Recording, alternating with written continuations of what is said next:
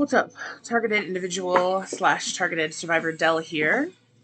I am back for another reading of Ron Johnson's Transhuman Genocide, Enemy at the Gate.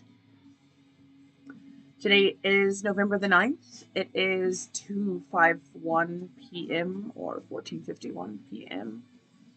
I just opened my computer and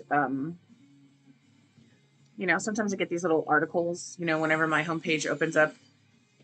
And as a TI, I'm really more subscribed to just more real conspiracy or spoiler alerts and news around the world. And I have a particular, fear of cataclysm and natural disaster. It's very reasonable, but, all you can do is prepare. And anyway, there's like this giant earthquake that just hit Japan. The coast of Japan is a fucking huge earthquake. Imagine what that has done for the communities there. It's probably tsunamis and all types of shit. It's fucked up. It's like every time I open my webpage in my browser, it's like end times type shit, All these heralds talking about it's the end of days. Like, I really feel like and things are noticeably heading that way a lot sooner and faster than anyone wants to be able to recognize. Anyway, this is not the album that I was going to play. Okay, much better. So we're going to go ahead and continue with the reading of Ron Johnson's Transhuman Genocide. This video is for entertainment purposes only. I hope that you will become entertained. Entertainment purposes only. The things written in this book are not my opinion, and I did not write them or research them. I do not hold myself accountable for anything that is written in this book and read aloud by me. Thank you. I think a very important chapter. This is chapter 5. It's shielding strategies. It's about just under 20 pages long, so I'm going to try to get through the whole thing in this read today. Well, my dog is constantly pestering me for attention. Oh, mama. Oh, mama. I hope I don't have any wasabi on my fucking fingers. Shit. Anyways, yeah, and really on that, motivation for me to do another read, even though I just uploaded one yesterday, was because, I've been out and about today just doing some prepping type shit. Getting ready for that catastrophe, getting ready for fucking civil insurgents and all types of fucked up shit. I just want to be ready, So, doing cleaning, organizing. I'm going to finish packing my good bag today. And if you don't know what a good bag is, that means get out or die. Good bag. I've been slacking on packing mine, so I think I'll have a lot more peace of mind once I get that shit taken care of. I'm going to hit the Army Surplus store tomorrow to get a couple more supplies. And what I really want to do, though, I was trying to find local metalworking kind of workshops, just community workshops that people can access to craft certain things. And it might be a little too late, but I am so sick of the sleep deprivation and the dreams on rails and the think tank dreams and just constantly being woken up and microwaved so much that my body parts are shaking and heating up. I'm so sick of that shit. So I'm going to go spend some money that I need to be saving. But if shit really hits the fan, then why bother saving money? I don't know, that's just my thought. 100% do not look to me for financial advice. I'm not the one, trust. Okay, here we go. Page 125, shielding strategies. Each person has different needs when it comes to shielding. Protecting yourself from Wi-Fi is way different than trying to survive attacks from energy weapons that have been designed to kill by artificial intelligence. On that, I really don't think it's always AI. I know that a lot of the times it is AI and the chatterbots, but there's always someone. I feel like there's always someone monitoring with the AI. Fortunately, I know the people. Just go and look at my origin story. Those are the people. Anyway, 126. When it comes to protecting yourself from normal EMF exposure in urban environments, just about any type of shielding will make a huge difference. Ready-made EMF clothing is easy yet expensive option to explore, and regardless of the type of clothing, any shielding is better than nothing. On that, I don't know about that. I've tried, I believe, the silver and metal alloy lined hats. It might have reduced the EMF from exposure from the towers and from the Wi-Fi, but in regards to shielding from V2K and dues, it was not effective. So purchase at your own risk. Clothing made out of EMF fabric offers excellent protection for standard non-weaponized EMF. Iron-based fabrics are the least expensive option to protect fairly well for their thickness. Copper fabrics are the middle of the road in terms of price and offer fairly robust protection. Silver fiber fabrics are the top of the line, and paying extra for it is definitely worth the price. But be sure not to get scammed with silver colored EMF fabrics that are actually made of iron and copper. I don't support Jeff Bezos or online or anything like that. And currently, it's November the 9th. There is a massive blackout going on. I'm not sure if you're aware of that, but the goal is to get these motherfuckers to recognize that without our spending, what happens to your economy if we're not all spending? But then, I just feel like it's a tailor-made, step-by-step destruction path. In times, there's actually just going to be civil war and people fighting each other rather than fighting the people who are actually responsible for this shit. So, um, genuine silver fiber is made out of silver material that is a kind of fabric that you should be looking for. Clothing made out of silver fabric is pretty much the only thing you can wear against the skin and is the only EMF fabric that is washable.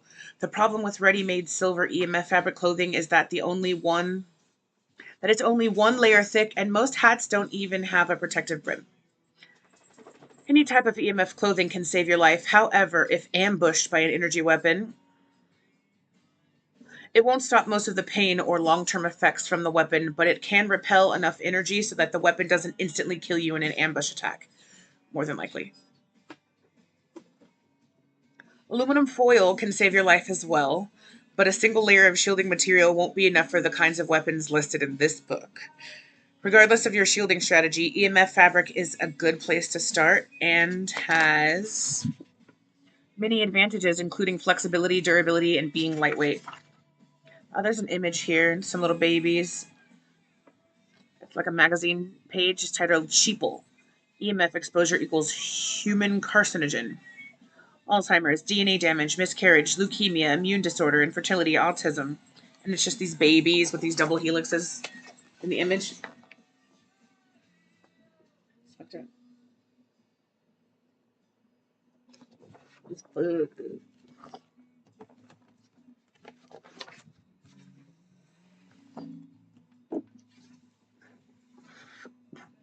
While clothing can be beneficial for everyday needs, other shielding ideas can act like a double-edged sword.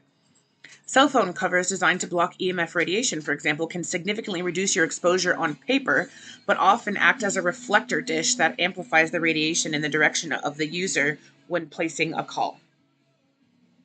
Well, that's shitty.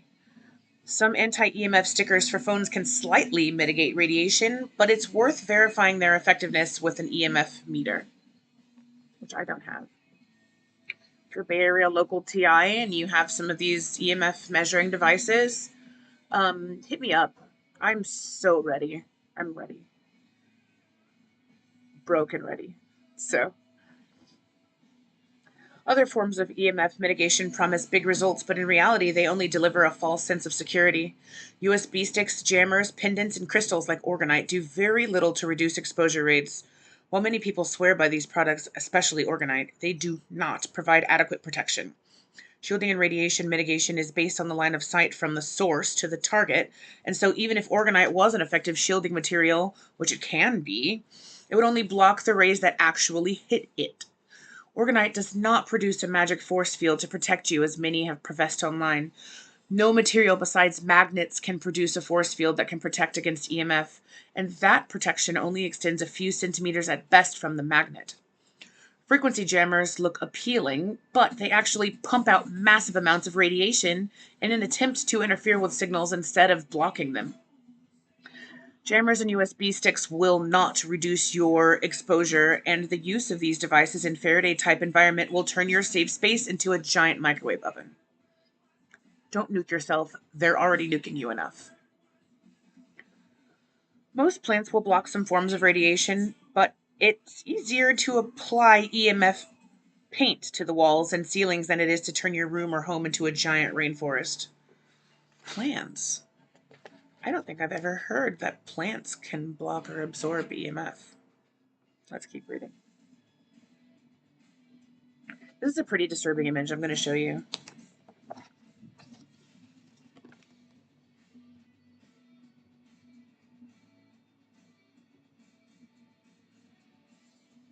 Looks like there's a bot just kind of picking up bodies. They kind of look like dummies, but, you know, the bots have to train and learn some way. Page 130.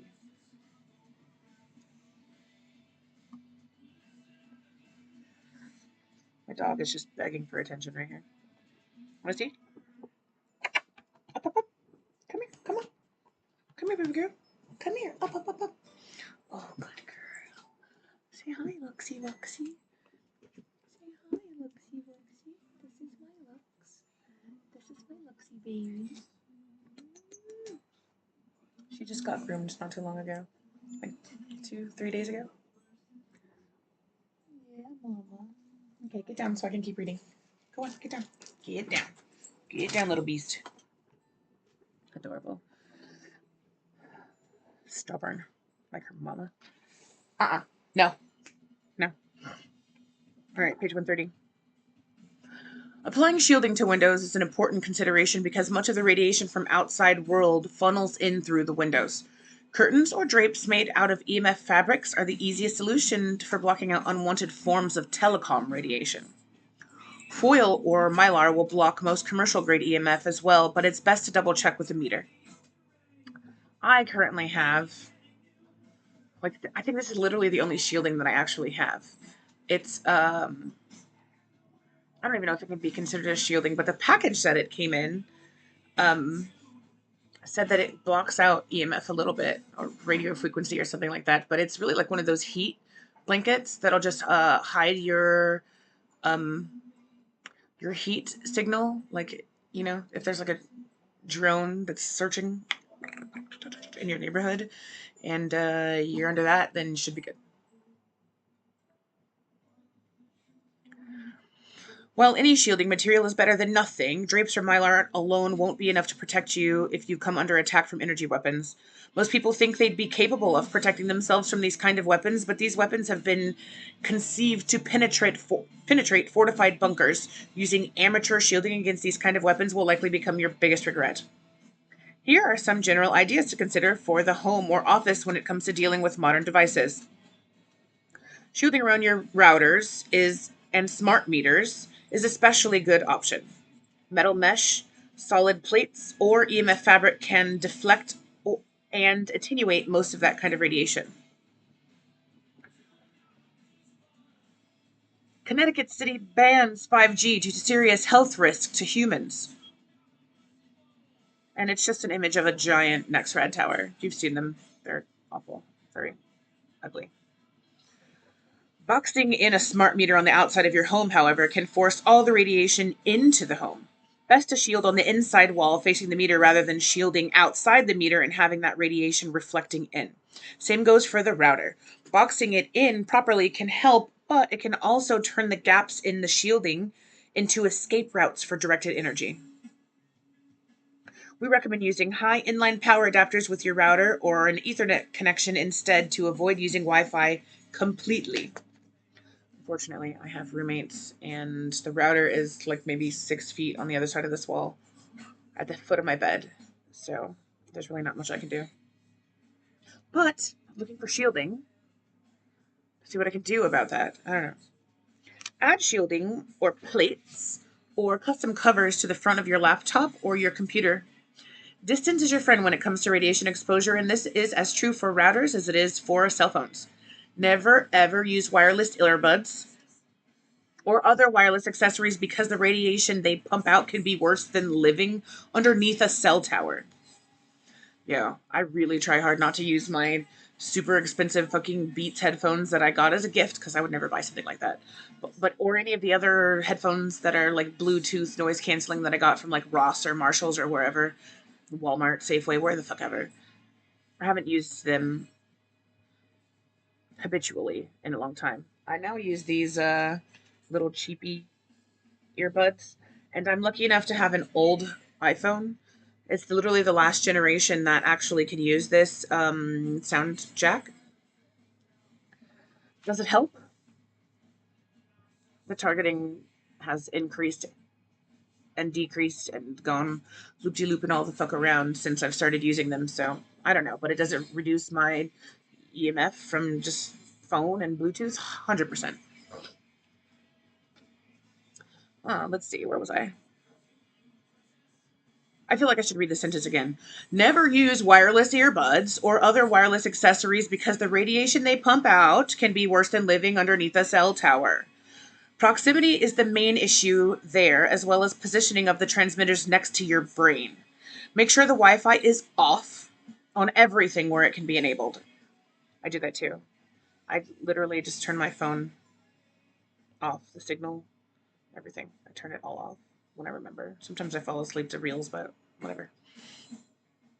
We strongly recommend buying an EMF meter to verify your devices and to make sure your shielding solutions actually work. We recommend the EMF 390 as an inexpensive, reliable meter, but others may be just as suitable. Seeing the invisible world of EMF with a meter can become a life-changing experience, to say the least. Every device that is plugged into a power supply puts out a very strong electric field, so avoid using cell phones or other portable devices while they are charging. I'll show you the image of this EMF 390.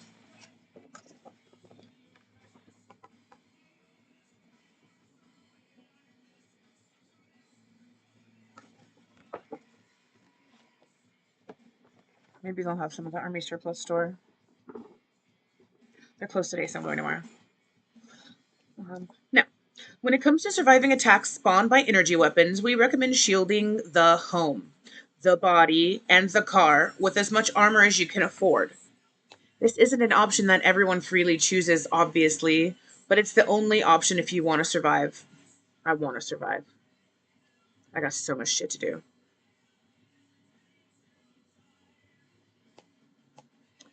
The only way to effectively shield against military-grade energy weapons is to use military-grade shielding. Since military-grade shielding is nearly impossible to buy, you will have to make it for yourself. The next chapters will focus on how to make military-grade shielding from materials that you can actually find online or at a store. The armor and shielding you will learn how to build from this 134 book will be military-grade, not just military-priced. That means the money that you would have spent on gimmicks can be spent on things that actually work.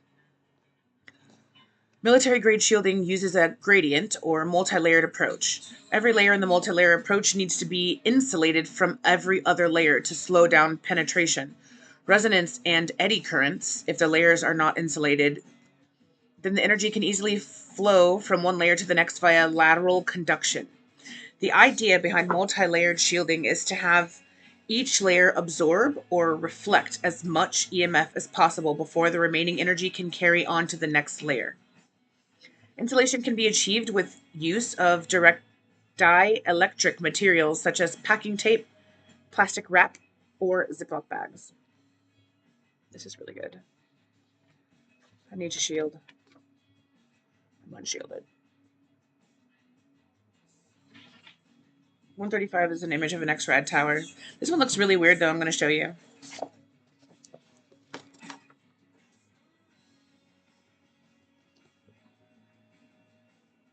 It looks like a hospital.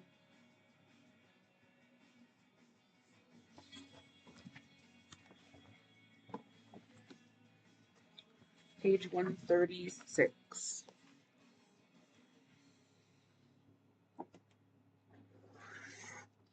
Eddy currents are rotating electric fields that form on the surface of a conductive material in the presence of a changing magnetic field. That means when EMF hits shielding, it causes eddy currents to form and they behave like mini tornadoes. These vortices produce weak spots in shielding. Eddy currents can cause serious pain when they affect armor and can amplify the effects of energy weapons. The only known countermeasure for this phenomenon is simply using insulated layers to stop the vortex effect. Insulating between each layer takes time, but is key to an effective shielding strategy, and also protects your shielding materials from the elements. So, never skip this important step. Rather, find ways to make the insulation process more efficient. There is no easy solution for insulating layers. While packaging tape is the best choice, other time-saving options such as plastic sheets, lamination, and vacuum packs are also worth considering. Also be mindful of outgassing when you seal up your shielding materials because some plastics and glues smell stronger than others. I have packing tape, so I'm guessing that's why they had me get that packaging tape a couple months back. I notice it really seems like they have a lot of what's left of my life kind of planned out.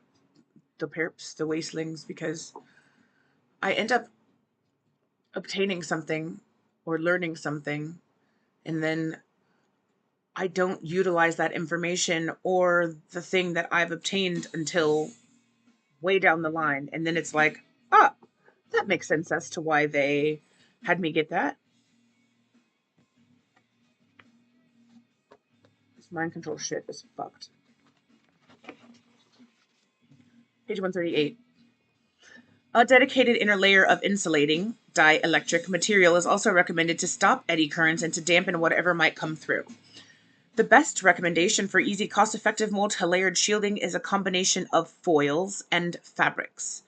With aluminum foil tape, copper foil tape, copper EMF fabric, and silver EMF fabric, you can make a flexible and lightweight shielding combinations quickly that offer fairly decent protection. The more layers, the better, but even just a single layer of each of those materials together offers much better protection than 4 layers of a single material. Using different types of materials is important since each material has strong and weak points. These listed materials complement each other well against 5G energy weapons. While they won't be enough to survive stronger weapons, they will mitigate enough directed energy to buy you some time during a siege. Days or weeks, depending on the situation. This combination also makes for a basic foundation of shielding materials that can be enhanced with other materials such as mylar, metal plates, mesh metal, HDPE, lead, ferrites, microwave absorbers, EMF foams, and homemade resin composites. The use of these materials can be applied to body armor and to shield your home. We will examine the best use of these materials for each scenario in subsequent chapters.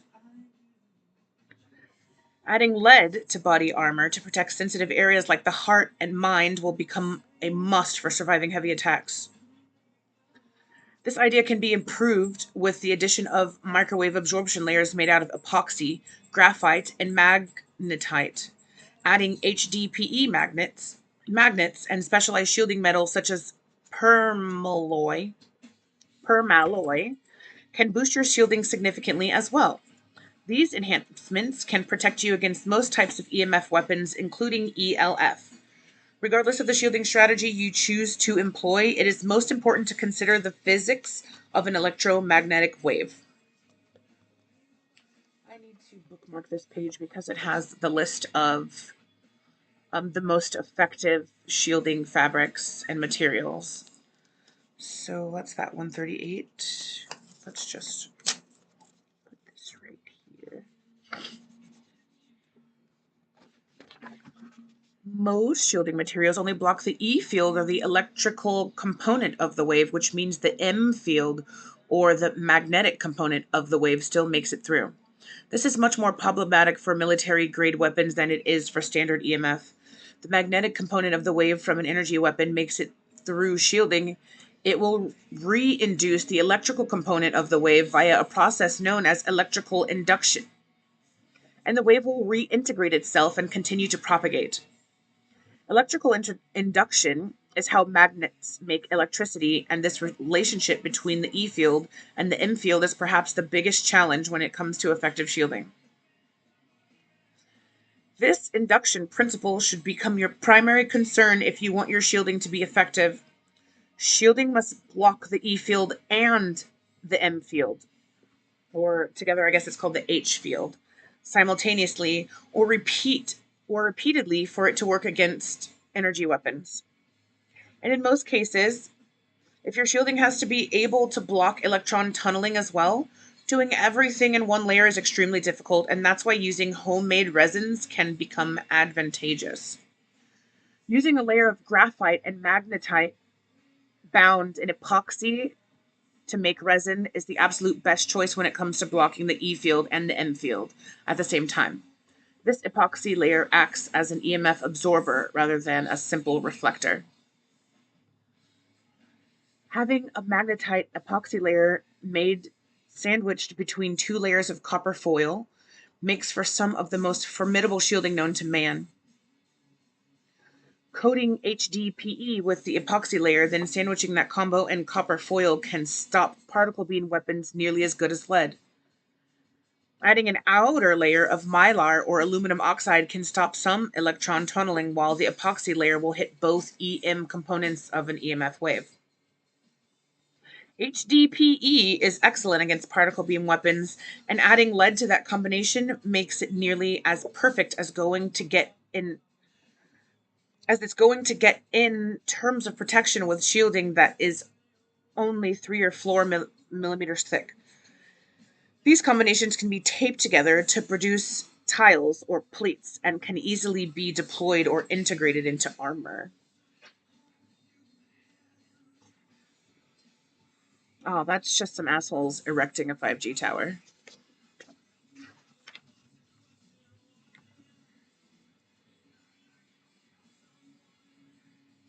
(143) We'll talk more about these concepts in subsequent chapters, but the order from inside out would be HDPE, copper foil, epoxy layer, copper foil, and an outer mylar layer. Stacking lead on the inside is optional, and adding inner layers of dielectric materials is a logical addition as well. But these materials are relatively cheap and easy to find and easy to put together. More expensive combinations could be made with graphene, not graphene oxide, not the graphene oxide, just graphene, or carbon nanotubes instead of graphite. For example, but the cost of these upgrades can be enormous and impossible to find. Hey man, I don't know about that graphene. I know graphene oxide is really bad because, that's what a lot of spoiler alertists, aka conspiracy theorists, are saying. And people with electron microscopes as well are saying that they're finding in the and in the blood and the skin tissues of the people who have taken the. I probably can't say that. Shit. This is for entertainment purposes only.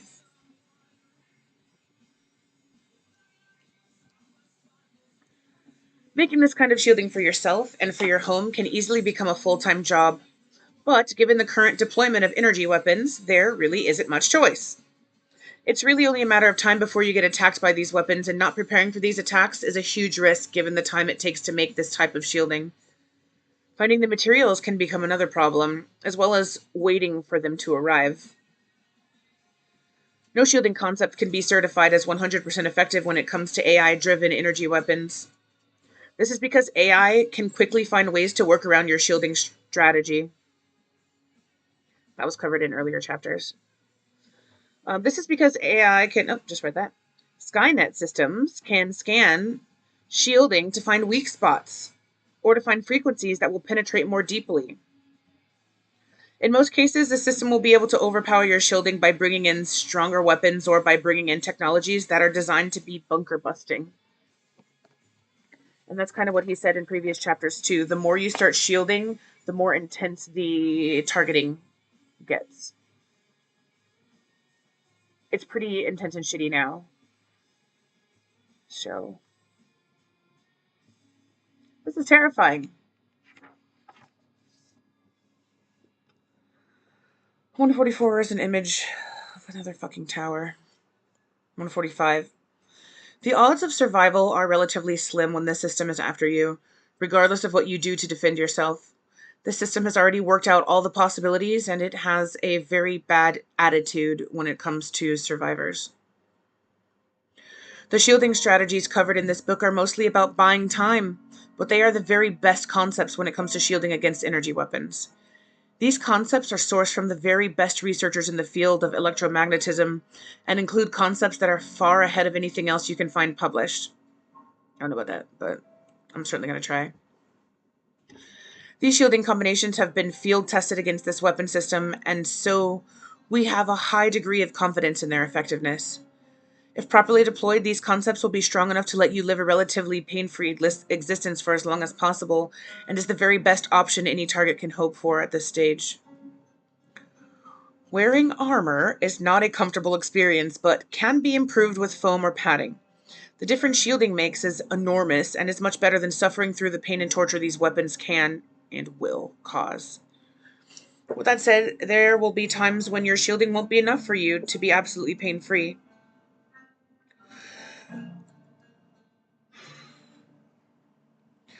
Our recommendation is that you continue to upgrade your shielding by adding more layers to test out new combinations and materials for yourself based on these concepts. 146 is another image of a neighborhood with a 5G tower. 147. It will be possible to improve on the designs mentioned in this book by varying the order or density of the materials used, especially in resins.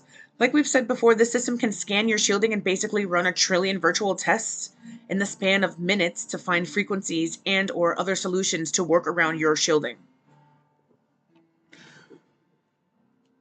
No formula at this stage has proven itself to be 100% effective, and no formula has stood the test of time as of yet.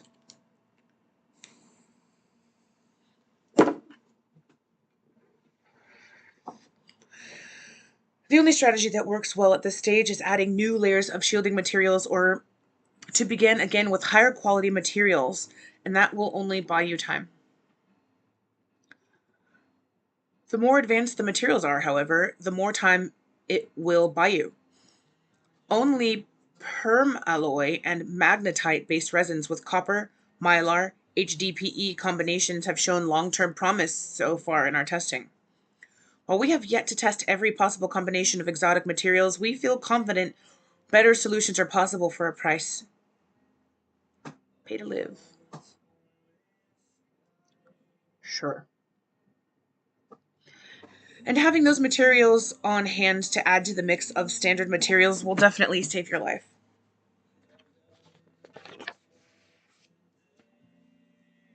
148.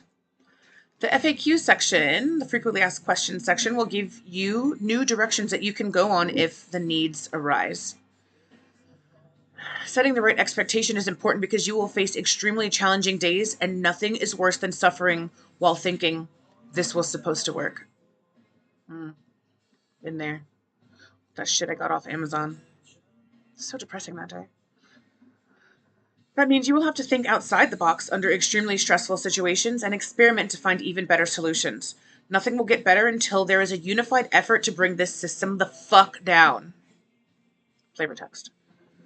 Everybody out there needs to continue to raise awareness so a human resistance can form and so that a unified response to what is happening can occur. This is the last page of the chapter, and I'll just show you this image since why not?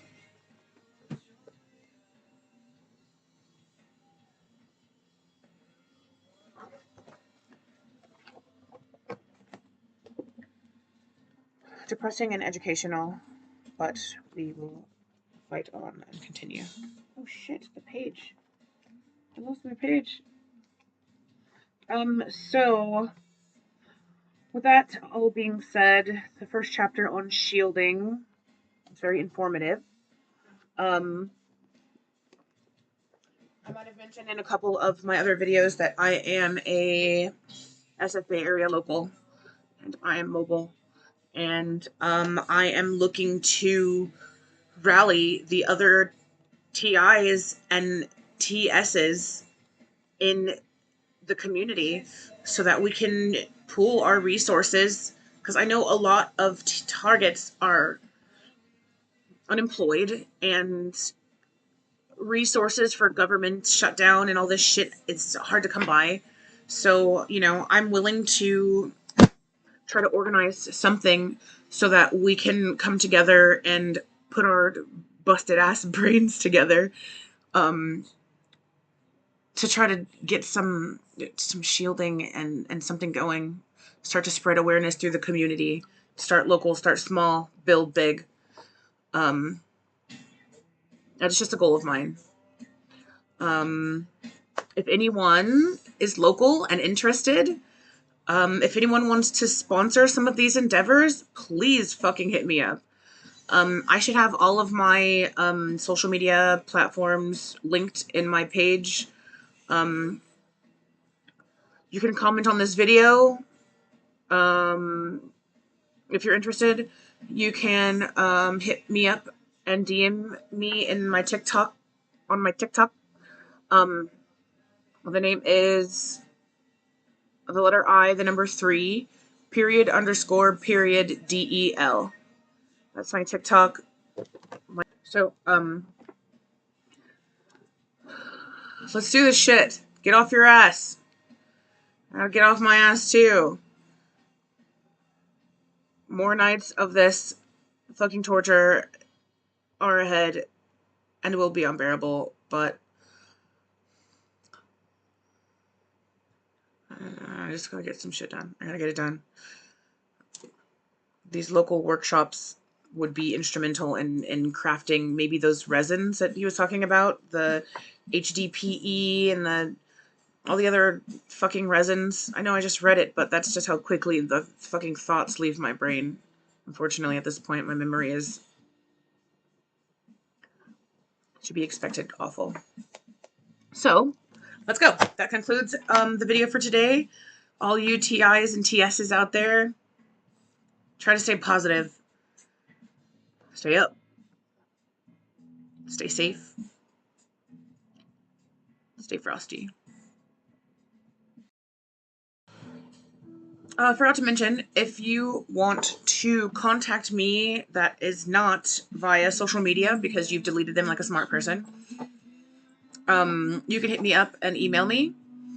My email is del.araigne@gmail.com. I will spell that for you. It's DELLE dot ARAIGNEE @gmail.com. Okay?